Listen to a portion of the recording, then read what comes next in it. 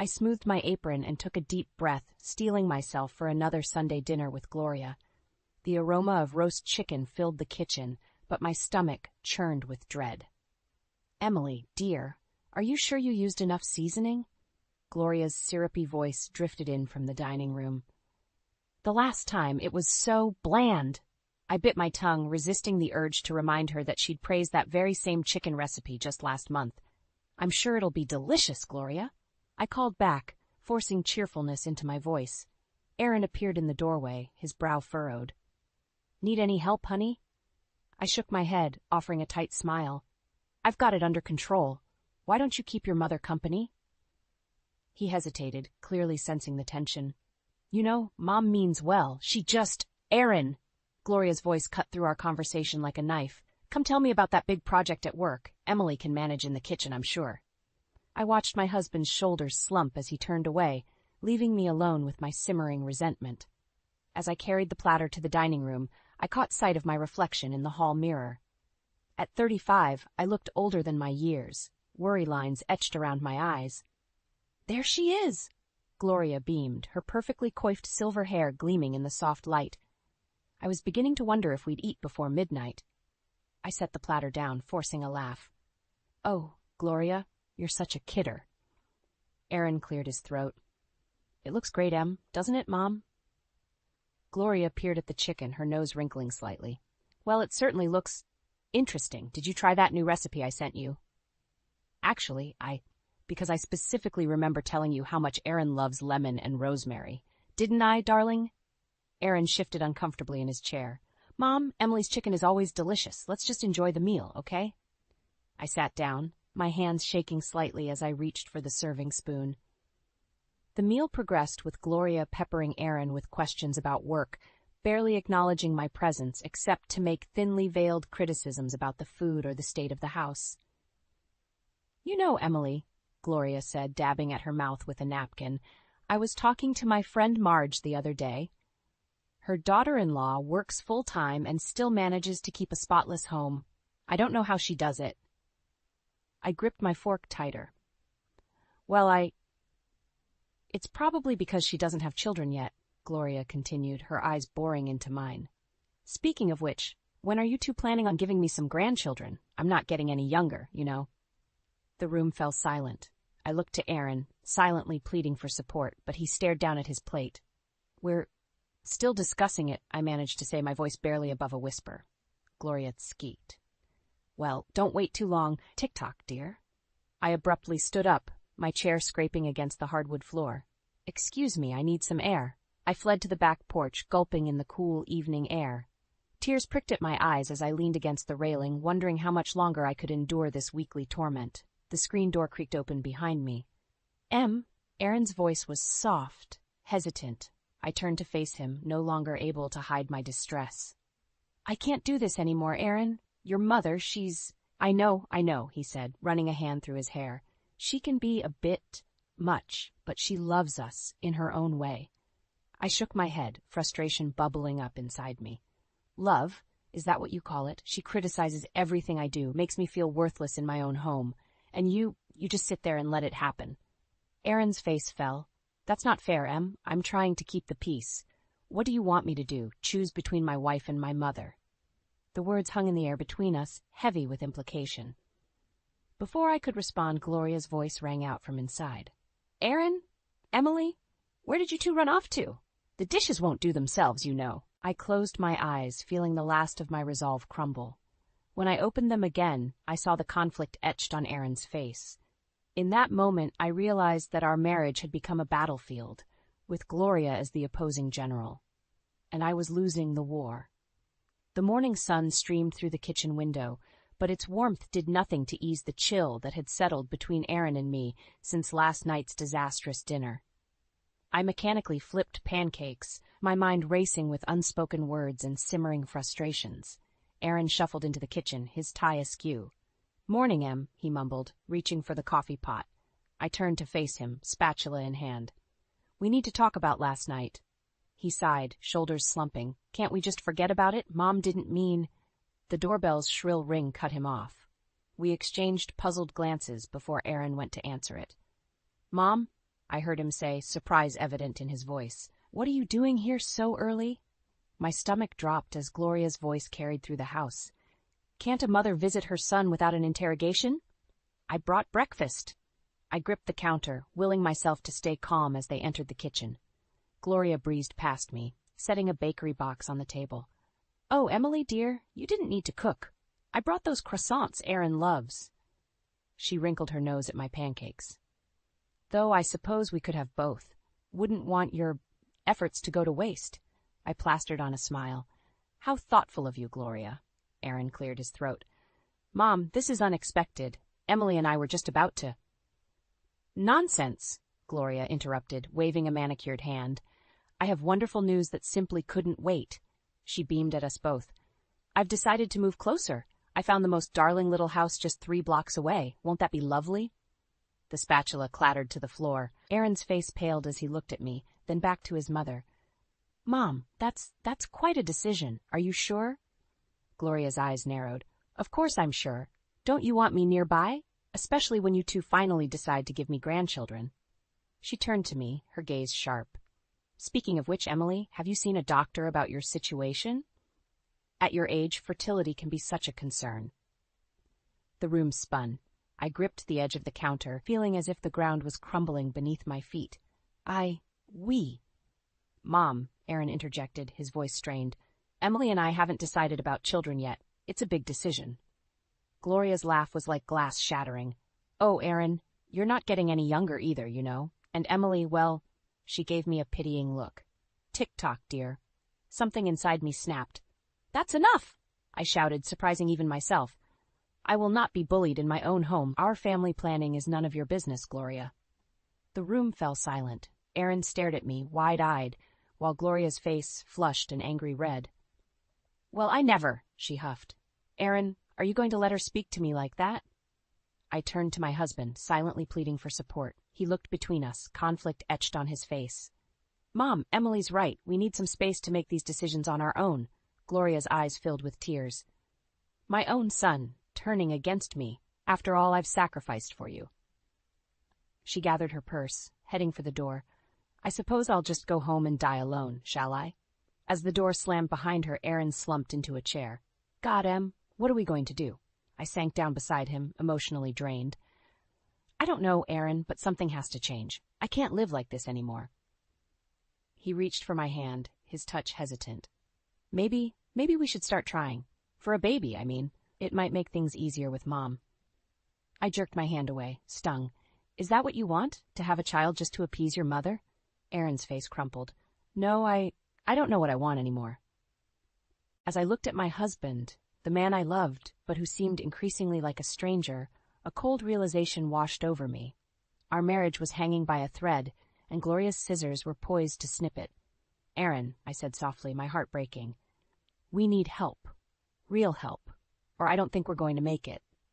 His silence was deafening, and in that moment, I felt more alone than ever before. The weeks following Gloria's announcement of her impending move blurred together in a haze of tension and unspoken resentment. I found myself withdrawing, spending more time alone in our bedroom, away from Aaron's conflicted gaze and the constant reminders of our crumbling marriage. One particularly gloomy afternoon, I sat on the edge of the bathtub, staring at the pregnancy test in my trembling hands. 2 pink lines stared back at me, undeniable and life-altering. "Emily?" Aaron's voice called from the hallway. "Are you okay? You've been in there a while?" I opened the door, my face a mask of shock. "I'm pregnant," I whispered. Aaron's eyes widened, a mix of emotions flashing across his face.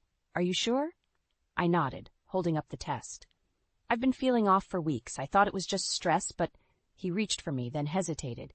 "This is... wow. I mean, it's what Mom wanted, right?" His words hit me like a slap. "What your mother wanted? Is that all you can think about?" Aaron backpedaled. "No, I didn't mean—" "Save it," I snapped, pushing past him. "I need some air." I grabbed my keys and stormed out, ignoring Aaron's calls behind me. The cool autumn air hit my face as I walked aimlessly through our neighborhood, my mind reeling. A baby. Our baby. The one thing that should have brought us closer was instead highlighting the chasm between us. Lost in thought, I didn't notice the familiar car pulling up beside me until I heard her voice. "Emily?" What on earth are you doing out here alone? I turned to see Gloria, her face a picture of exaggerated concern. Just taking a walk, I muttered. She clucked her tongue. Nonsense. Get in. I'll drive you home. Too exhausted to argue, I slid into the passenger seat. Gloria chatted away, filling me in on her moving plans and the latest neighborhood gossip. I stared out the window, my hand unconsciously resting on my still flat stomach. Emily? Gloria's voice cut through my reverie. Are you even listening to me? I turned to face her, suddenly overwhelmed by the weight of my secret. I'm pregnant, I blurted out. Gloria's car swerved slightly before she regained control. What did you say? I'm pregnant, I repeated, my voice stronger. Aaron and I are having a baby. The car screeched to a halt as Gloria pulled over. She turned to me, her eyes gleaming with a mix of triumph and calculation. Oh, Emily, this is wonderful news. I knew you two would come around eventually. Have you told Aaron yet? Oh, we must start planning immediately.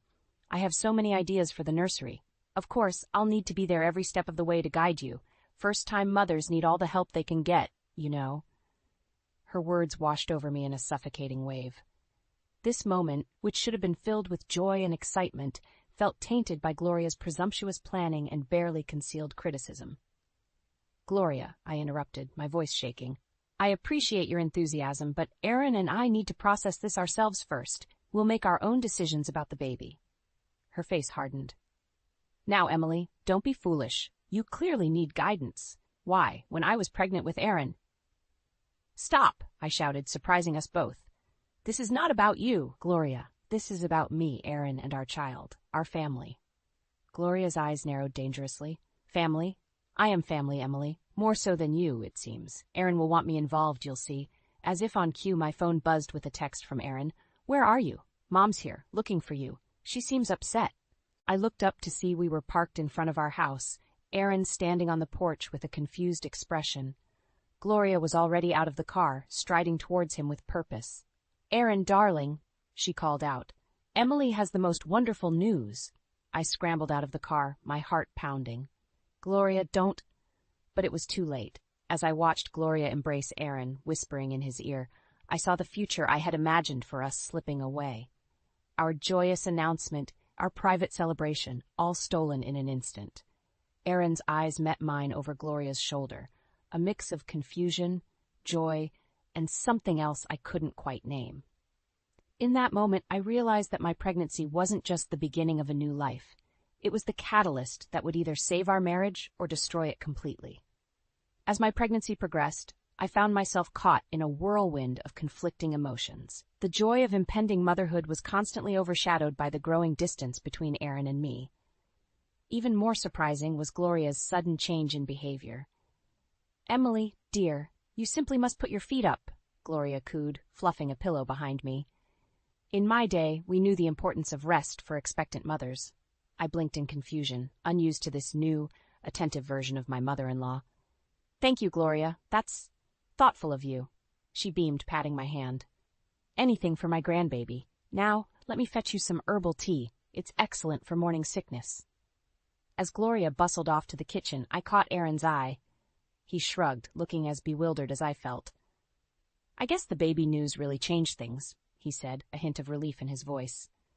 I nodded, unsure how to feel about this unexpected turn of events. Part of me was grateful for the reprieve from Gloria's constant criticism, but another part remained wary, waiting for the other shoe to drop. As the weeks passed, Gloria's overbearing attentiveness began to grate on my nerves. She was constantly at our house, offering unsolicited advice and making plans for the baby's future. Meanwhile, Aaron grew increasingly distant, often working late and seeming distracted when he was home. One evening, as I sat alone in the nursery we'd begun to prepare, I heard Aaron's key in the lock. Glancing at the clock, I frowned. It was past 10 p.m., another late night at the office. Aaron called out softly. You still up? I waddled out to the hallway, one hand on my growing belly. Hey, I said, trying to keep the accusation out of my voice. Long day? He nodded, avoiding my eyes. Yeah, big project. Sorry I missed dinner. Again, I added, unable to keep the bitterness from my tone. Aaron sighed, running a hand through his hair. I said I was sorry, Em. What more do you want? I want my husband back, I exploded, months of frustration boiling over. I want the man who used to be excited about our baby, who used to talk to me, who used to. I trailed off, choking back a sob. Aaron's face crumpled. I'm trying. It's just, there's a lot of pressure at work, and with Mom always around. Don't blame this on your mother, I snapped. She may be overbearing, but at least she's here. Where are you, Aaron? Because it sure doesn't feel like you're in this with me. He reached for me, but I stepped back. I need some air, I muttered, grabbing my coat and keys. Emily, wait. But I was already out the door, tears blurring my vision as I made my way to the car. I drove aimlessly, eventually finding myself at a small park near our house. Sitting on a bench, I watched young families playing, their laughter a stark contrast to the heaviness in my heart. My phone buzzed insistently. Thinking it was Aaron, I almost ignored it, but something made me look. It was a text from an unknown number. Your husband isn't working late. He's with her again. Lincoln Hotel, room 302. See for yourself. My blood ran cold. With trembling hands, I started the car and drove to the hotel, my mind racing with possibilities, each worse than the last. As I approached room 302, I heard muffled laughter. Aaron's laugh, followed by a woman's voice I didn't recognize. I stood frozen, my hand poised to knock, when suddenly the door swung open. Aaron stood there, his shirt untucked, lipstick on his collar. Behind him, I caught a glimpse of a young woman hastily buttoning her blouse. Our eyes met, and in that moment, my world shattered. Emily, Aaron gasped, his face draining of color. I can explain. But I was already running, one hand protectively cradling my belly, the other wiping away hot tears of betrayal. As I drove home in a daze, one thought crystallized in my mind. I had to protect myself and my baby, no matter the cost. The life I had known was over. Now, I had to figure out how to build a new one from the ashes of betrayal. The days following my discovery of Aaron's infidelity passed in a blur of numbness and disbelief. I wandered our house like a ghost, mechanically going through the motions of daily life while my mind raced with unanswered questions and suppressed rage. Aaron's desperate attempts to explain and apologize fell on deaf ears. I couldn't bear to look at him, let alone listen to his excuses. Gloria, sensing the tension but unaware of its cause, hovered anxiously, her newfound solicitousness now grating on my last nerve. One afternoon, as I sat in the nursery folding tiny onesies, my phone buzzed with a text from an unknown number. Meet me at Riverside Cafe at 3 p.m. if you want to know the whole truth. My heart raced. Could this be the same person who had tipped me off about Aaron's affair? Despite my better judgment, I found myself driving to the cafe, curiosity and desperation overriding caution. As I entered, a young woman with sleek blonde hair waved me over. My stomach clenched as I recognized her from the hotel room. Emily, she said, her voice surprisingly gentle. I'm Samantha. Thank you for coming. I sat down stiffly, my hands protectively cradling my belly. Why did you want to meet? Samantha sighed, pushing a folder across the table. Because you deserve to know everything. Aaron's been lying to both of us. With trembling hands, I opened the folder. Inside were photos, receipts, and printed emails documenting Aaron's affair, not just with Samantha, but with multiple women over the past year. He told me he was separated, Samantha explained, her eyes brimming with tears. When I found out about you and the baby, I knew I had to come clean. I stared at the evidence, feeling as if the ground had opened up beneath me. How long have you known? A few weeks, she admitted. I've been gathering evidence. Emily, there's more you need to know. Aaron's been embezzling from his company to fund these affairs. He's in deep trouble, and I'm afraid he might try to pin it on me. My mind reeled. The Aaron I thought I knew, my loving, supportive husband, was a complete stranger. A liar, a cheater, and now a thief. Why are you telling me this? I asked, my voice barely above a whisper. Samantha reached across the table, hesitating before placing her hand on mine. Because I was wrong to get involved with a married man, and I want to make it right. You need to protect yourself and your baby, Emily. As I drove home, my emotions swung wildly between devastation and fury. How could Aaron do this to us? To our unborn child? And how had I been so blind? Entering our house, I found Aaron and Gloria in the living room, their hushed conversations stopping abruptly at my appearance. Emily, honey? Gloria cooed, her saccharine tone setting my teeth on edge. Where have you been? We've been so worried. I ignored her, fixing my gaze on Aaron. We need to talk. Now. Gloria started to protest, but Aaron cut her off. Mom, please, give us some privacy. As soon as we were alone, I slammed the folder down on the coffee table. Explain this, I hissed. Aaron's face drained of color as he flipped through the contents. I can explain. Explain what? I exploded. How you've been cheating on me for a year, how you've been stealing from your company, how you've lied to me every single day. He reached for me, but I recoiled. Emily, please. I made mistakes, but I love you. We can work this out. I laughed bitterly. Work it out. There's nothing left to work out, Aaron. It's over. You can't mean that, he pleaded. Think about the baby. We're a family. The mention of our child ignited a fierce protectiveness within me. That's exactly what I'm thinking about. Our baby deserves better than a lying, cheating father. Aaron's face hardened. You can't take my child away from me. If you try to leave, I'll fight you for custody. Who do you think the courts will favor? A successful businessman or an unemployed housewife? His threat hung in the air between us, and in that moment, I knew I had to be smarter than him. I couldn't let him know my next move. Forcing tears to my eyes, I softened my voice. You're right, I'm just upset. We should talk about this when we're both calmer. Relief washed over Aaron's face. Of course, Em. We'll figure this out together. As he pulled me into an embrace, my mind was already formulating a plan. I would play the forgiving wife, but in secret I would prepare for war. For the sake of my child, I would take down Aaron and Gloria, no matter the cost. The game had changed, and I was determined to win. The weeks following my discovery of Aaron's betrayal were a masterclass in deception. I played the role of the forgiving wife to perfection, all while secretly preparing my escape. Every gentle touch from Aaron, every sympathetic glance from Gloria only fueled my determination to break free. As my pregnancy progressed, I focused on gathering evidence. Late at night, I combed through financial records, documented Aaron's absences, and built a case that would ensure my freedom and my child's future. The weight of my secret felt crushing at times, but the life growing inside me gave me strength. Then, during a routine checkup, my world shifted again. Mrs. Thompson, the ultrasound technician said, her voice filled with excitement, I have wonderful news. You're having twins. I stared at the screen, my heart pounding. Twins. 2 precious lives depending on me. As joy and terror warred within me, I realized the stakes had just doubled. Leaving the clinic in a daze, I nearly collided with Gloria, who was waiting in the parking lot. Emily, dear, how was your appointment? She chirped, her eyes gleaming with anticipation. I hesitated, then made a split-second decision. It's twins, I said, watching her reaction carefully. Gloria's face lit up like a Christmas tree. Twins? Oh, this is marvelous. Aaron will be overjoyed. We must start planning immediately.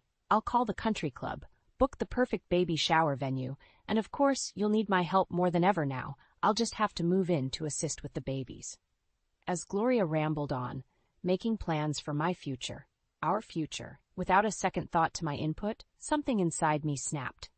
The facade I'd carefully maintained for weeks crumbled. No, I said, my voice barely above a whisper. Gloria paused mid-sentence. I'm sorry, what did you say? I said no, I repeated louder this time. You won't be moving in, you won't be planning my baby shower, and you certainly won't be making decisions about my children's future. Gloria's eyes narrowed dangerously. Now, Emily, don't be foolish. You clearly can't handle twins on your own. Aaron and I... Aaron? I laughed bitterly.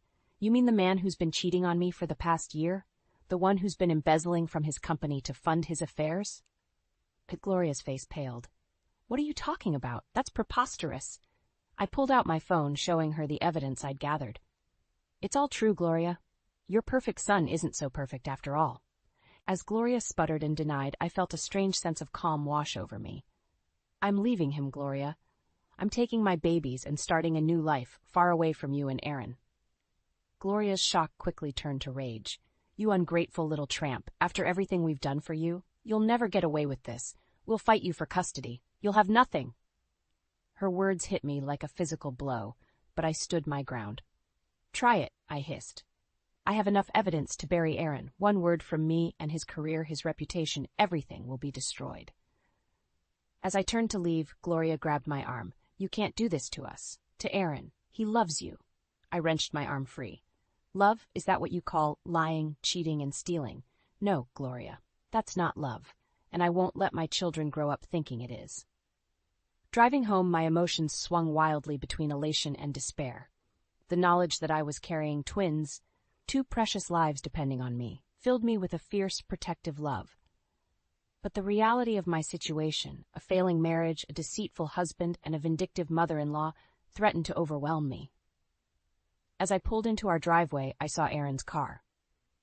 Taking a deep breath, I steeled myself for the confrontation to come. I had to tell him about the twins, had to gauge his reaction. It would be the final test, the moment that would determine whether there was anything left to salvage or if I needed to accelerate my plans to leave. With trembling hands, I opened the front door, the weight of my future and my children's future heavy on my shoulders. Whatever happened next would change everything. There was no turning back now. The confrontation with Aaron about the twins had been the final straw. His initial joy quickly morphed into panic about finances and how this would affect his freedom. In that moment, I knew there was no future for us. With shaking hands, I packed a small bag and drove to my parents' house, tears blurring my vision the entire way. Mom opened the door, her smile fading as she took in my disheveled appearance. "Emily, sweetheart, what's wrong?" I collapsed into her arms, sobs racking my body. Dad appeared behind her, his face etched with concern. They ushered me inside, and through broken sobs, I poured out the whole sordid tale. Aaron's affairs, the embezzlement, Gloria's manipulations, and finally the twins. Mom gasped, her hand flying to her mouth. "Oh, Emily, I'm so sorry. We had no idea." Dad's face darkened with anger. "That son of a... I'll kill him." I shook my head vehemently. "No, Dad, I need to handle this myself, for the babies." They exchanged a worried glance before Mom asked, "What are you going to do?" Taking a deep breath, I steeled myself. "I'm going to divorce him, after the twins are born." The words hung heavy in the air. My parents, shocked into silence, simply held me as I cried. The next few weeks were a whirlwind of activity. My parents rallied around me, helping me contact lawyers and make plans for the future. Aaron called incessantly, alternating between tearful apologies and angry threats. I let them all go to voicemail, focusing instead on my health and the babies growing inside me. As my due date approached, the stress began to take its toll. My blood pressure spiked and the doctor ordered bed rest. Confined to my childhood bedroom, I felt like a prisoner in my own body, my mind racing with worries about the future. One afternoon, as I lay trying to nap, I heard raised voices downstairs. Curious, I crept to the top of the stairs, my heart pounding as I recognized the voices. "How dare you show up here?" Dad's voice boomed. "After what you've done to our daughter." "Please, Mr. Johnson," Aaron pleaded. "I just want to talk to Emily, to make things right." "There's nothing to make right," Mom interjected, her usually gentle voice hard as steel. "You've done enough damage. Leave before we call the police." "You can't keep me from my children," Aaron shouted. "I have rights." I gripped the banister, my knees weak. How dare he? After everything he'd done, he thought he had rights? Suddenly, a sharp pain ripped through my abdomen. I gasped, doubling over. Another pain followed, more intense than the first. "Mom," I called out, my voice strained. "Dad." The arguing voices below fell silent. Then a flurry of footsteps on the stairs. "Emily?" Mom's worried face appeared. "Oh, God, are you in labor?" I nodded, unable to speak through the pain. Dad appeared behind her side, his face pale. "I'm calling an ambulance," he said, pulling out his phone. "No." Aaron's voice came from behind them. "I'll drive. It'll be faster." For a moment we all froze, the tension palpable. Then another contraction hit, and I cried out in pain. "Fine," Dad growled, "but I'm coming with you." The drive to the hospital was a blur of pain and fear. Aaron kept glancing at me in the rearview mirror, his face a mask of worry and guilt. Dad sat beside me in the back seat, holding my hand and murmuring words of encouragement. As we pulled up to the emergency entrance, a terrifying thought struck me. What if Aaron tried to take the babies? What if he and Gloria conspired to keep them from me? Panic seized me, making it hard to breathe. "Dad," I gasped. "Don't let him near the babies. Promise me." Dad's eyes met mine, understanding dawning in them. He nodded solemnly. "I promise, sweetheart. He won't get near them." As the nurses wheeled me into the delivery room, I caught one last glimpse of Aaron's face, a mixture of longing, regret, and something that looked almost like determination. In that moment, I knew that the real battle was just beginning. The doors swung shut behind me, and I steeled myself for what was to come. My children's future hung in the balance, and I was determined to fight with everything I had to protect them, no matter the cost. 3 months after the twins' birth, I stood at the front door of what was once my home, my heart pounding. Dad waited in the car with the babies, ready to intervene if needed. With a deep breath, I unlocked the door and stepped inside. The house was eerily quiet as I made my way to the bedroom, filling a suitcase with my remaining belongings. As I reached for a photo album on the top shelf, a stack of papers tumbled down. Curious, I picked them up, my blood running cold as I realized what they were. More evidence of Aaron's affairs and financial misdeeds. Emily? Aaron's voice startled me. I spun around to see him and Gloria in the doorway, their faces a mix of surprise and anger. "What are you doing here?" Gloria demanded, her eyes narrowing as she spotted the suitcase. I straightened my spine, clutching the papers. "I'm getting my things. I'm leaving, Aaron, for good this time." Aaron's face darkened. "You can't take my children away from me. I won't let you." "Your children?" I laughed bitterly. "The ones you've barely seen since they were born? The ones you were ready to abandon when you found out I was having twins?" Gloria gasped, turning to Aaron. "What is she talking about?" I held up the papers. "Why don't you ask your perfect son about his affairs, or about the money he's been embezzling from his company?" Aaron lunged forward, trying to snatch the papers, but I was quicker. "Emily, you don't understand. I can explain." "Explain what?" I shouted. Years of pent-up frustration pouring out. How you lied to me, cheated on me, made me feel worthless in my own home. Gloria's face contorted with rage. "You ungrateful little—" "No," I cut her off. "I'm done being silent, done being the perfect, obedient wife. I'm taking my children and starting a new life, away from your manipulation and Aaron's lies." Aaron's demeanor suddenly changed, his voice turning cold. "If you walk out that door, I'll destroy you. I'll take the twins, ruin your reputation. You'll have nothing." For a moment, fear gripped me. Then I remembered the strength I'd found in myself, the love I had for my children. I stood taller, meeting his gaze. "Try it," I said, my voice steady. "I have enough evidence to bury you, Aaron. One word from me, and your career, your reputation, everything you care about, will be gone." Gloria stepped forward, her voice sickly sweet. "Now, Emily, let's not be hasty. We're family. We can work this out." I turned to her, years of resentment bubbling to the surface. "Family? Is that what you call this? You've done nothing but undermine and belittle me from the day I married your son. Well, it ends now." I grabbed my suitcase, pushing past them towards the door. Aaron grabbed my arm, his grip painfully tight. "You can't do this to me," he hissed. In that moment, something inside me snapped. I wrenched my arm free and slapped him hard across the face. The sound echoed through the room, leaving a stunned silence in its wake. "Watch me," I said, my voice low and dangerous. As I walked out the front door, I heard Gloria wailing and Aaron calling my name. But I didn't look back. Dad was waiting, a proud smile on his face as he helped me into the car. Looking at my sleeping twins in the back seat, a wave of peace washed over me. The road ahead wouldn't be easy, but for the first time in years I felt truly free. "Ready to go home?" Dad asked gently.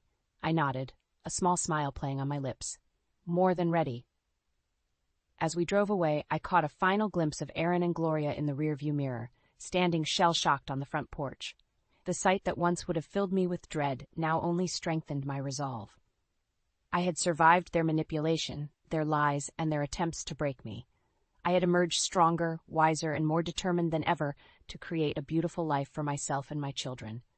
The future was uncertain, but one thing was clear. I was no longer a victim.